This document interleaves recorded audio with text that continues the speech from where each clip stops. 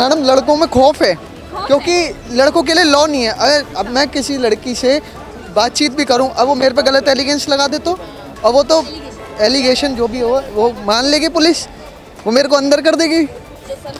मेरे घर वाले, मेरे आस पड़ोस में तो मेरी बेइज्जती हो जाएगी, मेरा तो नाम खराब हो जाएगा।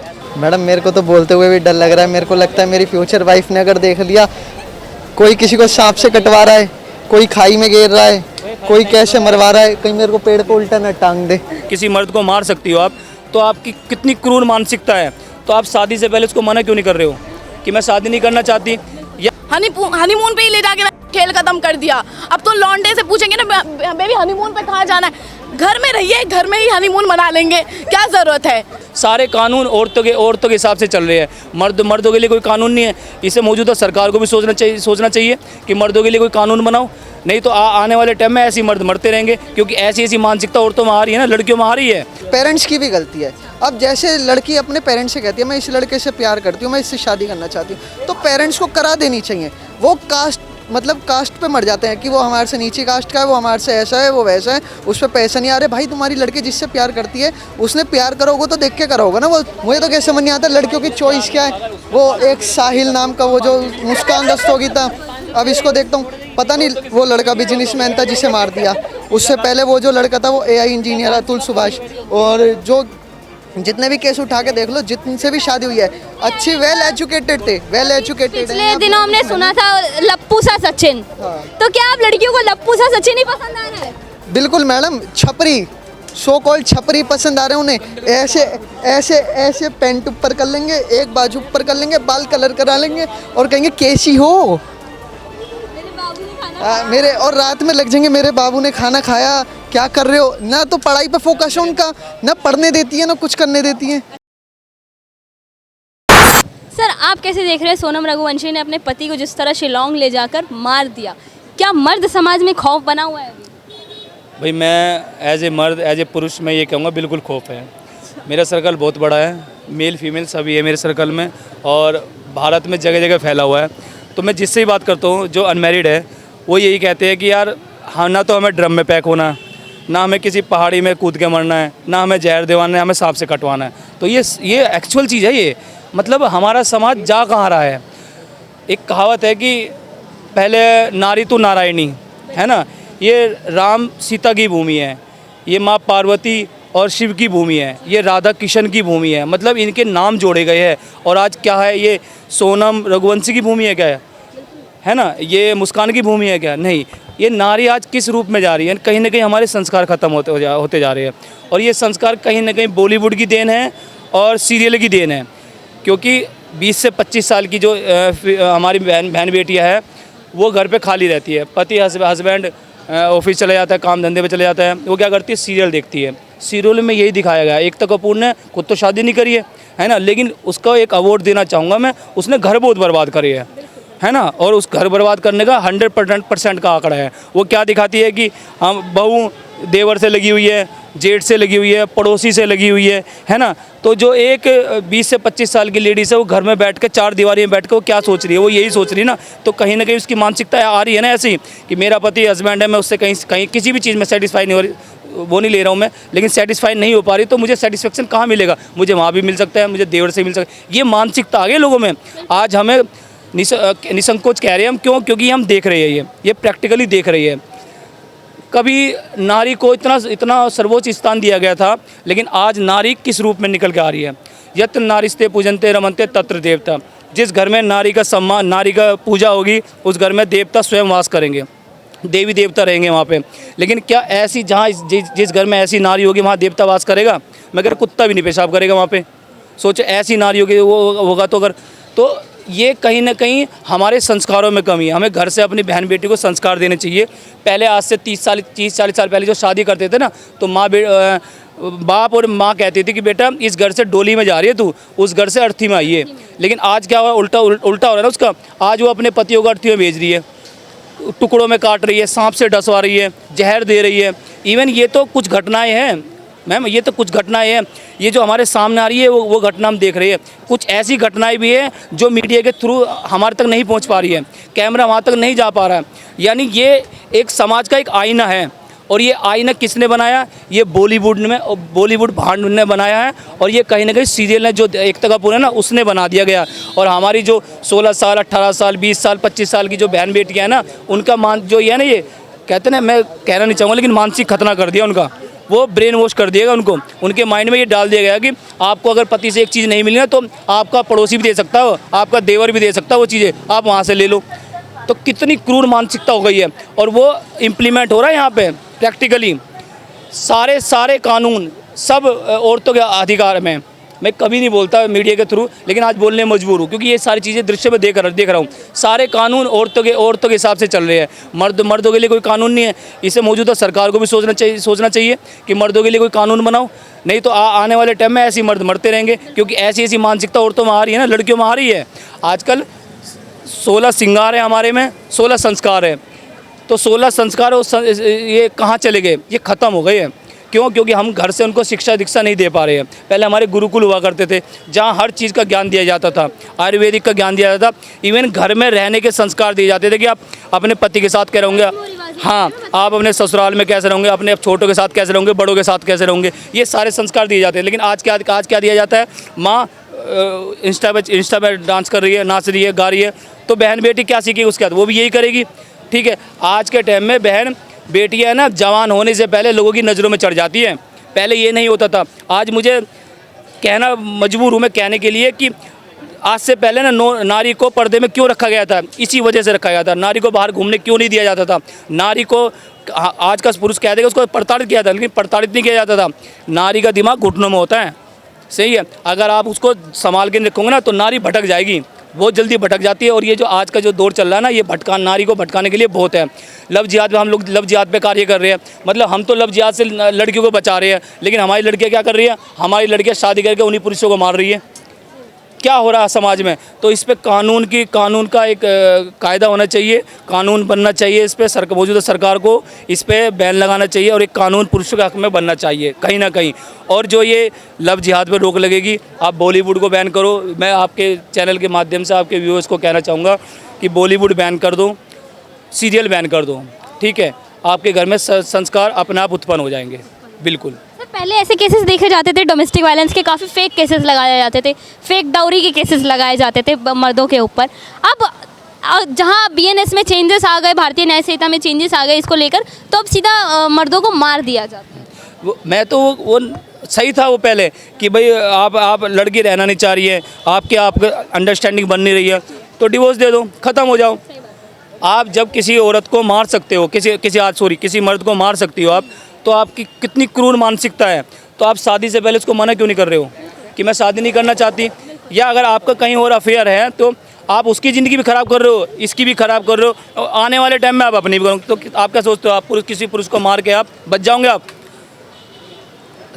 कितना ही शातिर चोर क्यों ना हो, अपनी एक ना एक गलतियाँ छोड़ जाता है। सच छुपाए नहीं सकते। सच है ना, तो वो सच सामने आ जाता है। ये भी सोनम भी कितनी शातिर थी, उससे पहले मुस्कान भी कितनी शातिर थी। कितने शातिराना तरीके से ये कत्ल किया गया। एक बंदा, उसके परिवार में, घर में, उसके मन में कितनी खुशियाँ थी, लेकिन आपने क्या किया?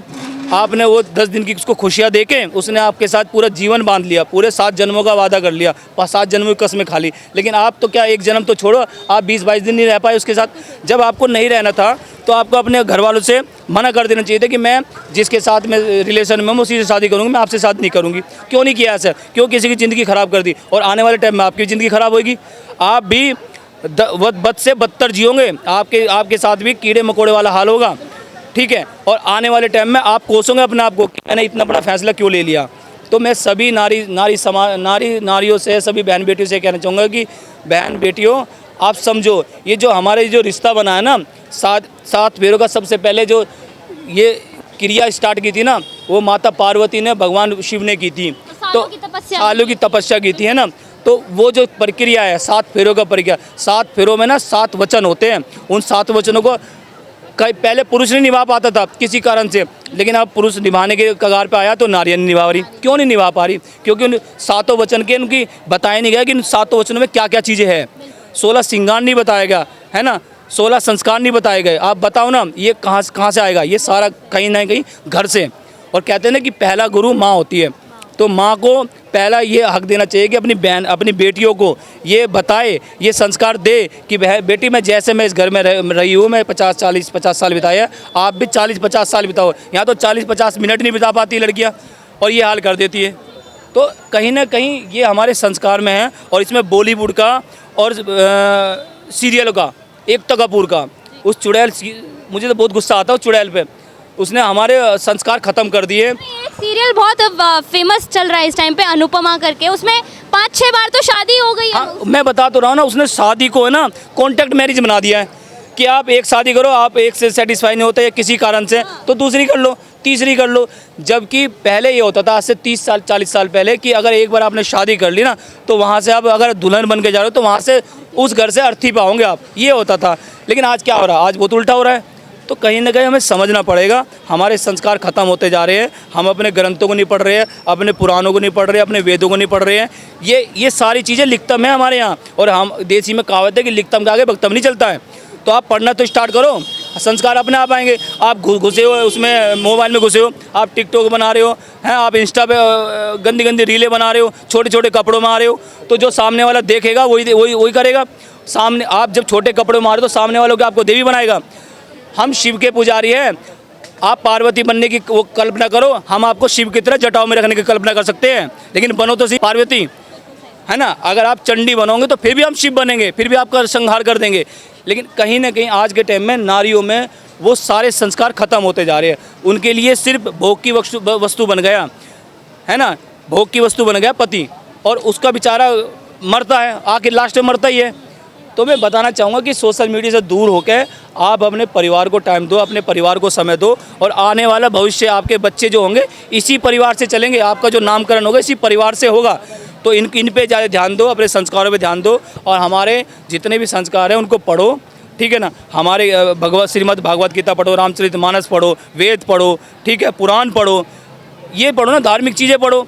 अभी एक बच्चा है, छोटा सा बच्चा देखा होगा आपने, वृंदावन का, उसका नाम भूल गया मैं, क्या नाम है उसका, उसकी जब वो भागवत, सॉरी सही बताया भाई ने, भागवत नाम है, जब उसको पेट में था उसकी माँ बताती थी, तो मैं श्रीमद् भागवत पढ़ती थी, ठीक है, अपने पुराण पढ़ती थी, अपने वेद पढ़ती थी, तो इसीलिए बच्चा कितना संस्कारी हुआ। कोटलिया बहुत सारे एग्जाम्पल, हरियाणा में तो बहुत सारे एग्जाम्पल हैं, तो उसका जीता जागता प्रूफ है ये। लेकिन आज की नारियाँ, आज की स्त्रियाँ समझ नहीं रही है। बस वो क्या है कि पेट में बच्चा है तो वो भैया वो यही देखेगी, अपने इंस्टाग्राम पे वो देखेगी, तो जैसी संगत ऐसी रंगत।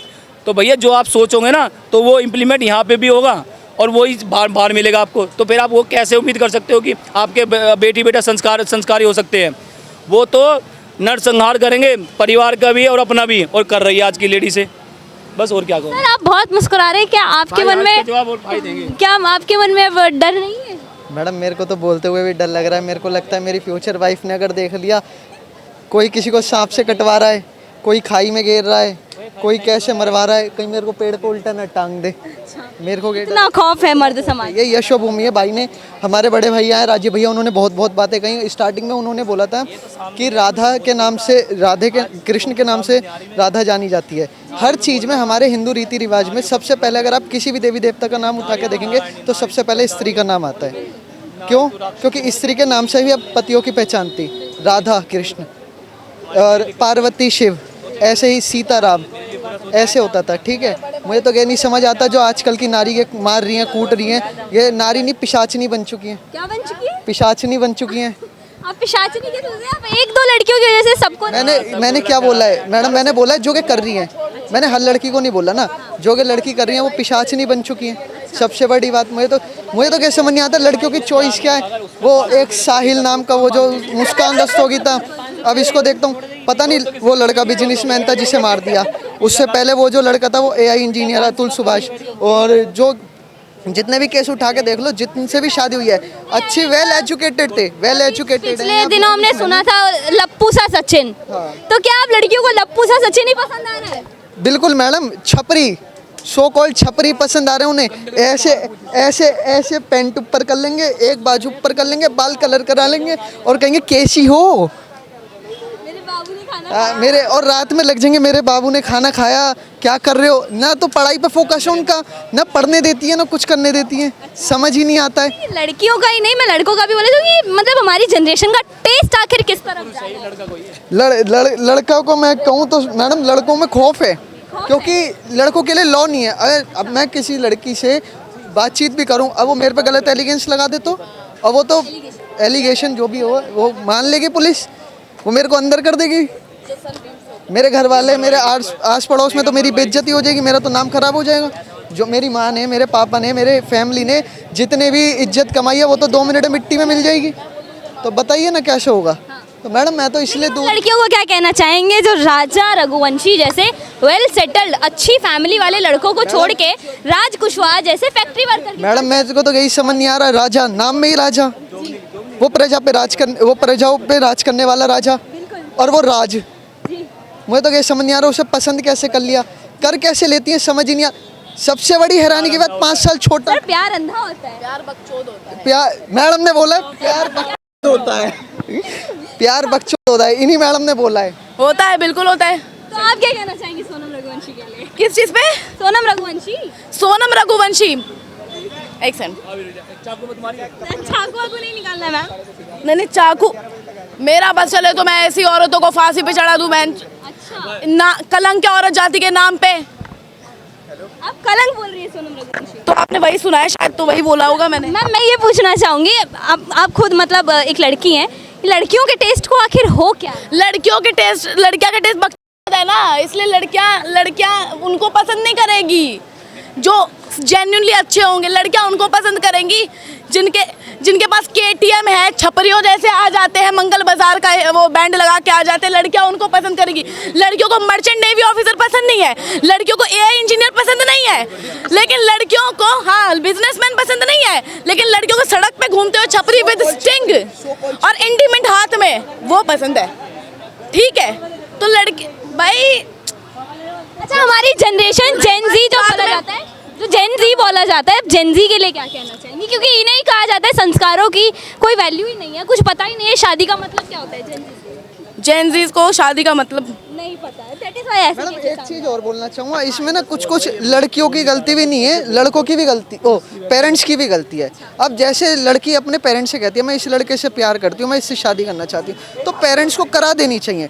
वो कास्ट पे मर जाते हैं कि वो हमारे से नीची कास्ट का है, वो हमारे से ऐसा है, वो वैसा है, उस पर पैसा नहीं आ रहा। भाई तुम्हारी लड़की जिससे प्यार करती है उसने प्यार करोगे तो देख के करा होगा ना, वो तुम्हें एक दिन में मतलब सुबह से लेकर शाम तक खिला देगा बिठा के और सब चीज़ करेगा। हनीमून पे ले गए, खेल खत्म कर दिया। हनीमून पे ही ले जाके खेल खत्म कर दिया। अब तो लौंडे से पूछेंगे ना बेबी हनीमून पे कहाँ जाना है, घर में रहिए, घर में ही हनीमून मना लेंगे, क्या ज़रूरत है, घर में ही रहिए। नीला ड्रम की जगह वो नीली बाल्टियाँ आ रही हैं, ड्रम नहीं रखेंगे लोग, और ना हनीमून पे जाएंगे। लड़कों का सपना ना हनी और प्लस मून, क्या कहें यार।